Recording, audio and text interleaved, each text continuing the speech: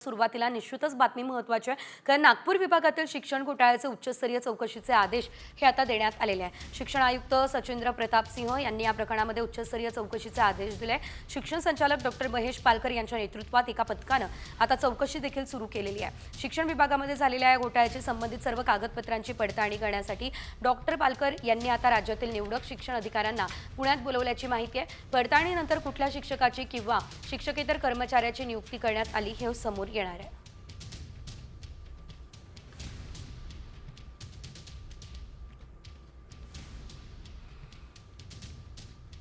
तर आता शिक्षक भरती घोटाळ्या प्रकरणी आता उच्चस्तरीय चौकशी होणार असल्याचं कळत आहे आणि नागपूर शिक्षक भरती घोटाळ्याच्या चौकशीचे आदेश सुद्धा देण्यात आलेले आहेत। एकंदरीत आपण जर बघितलं तर नागपूरमध्ये हा शिक्षक घोटाळा जो आहे तो मोठ्या प्रमाणात घडलेला आहे आणि त्याचे धागेदोरे संपूर्ण राज्यभरापर्यंत पसरले असल्याची देखील शक्यता सध्या व्यक्त केली जाते आहे।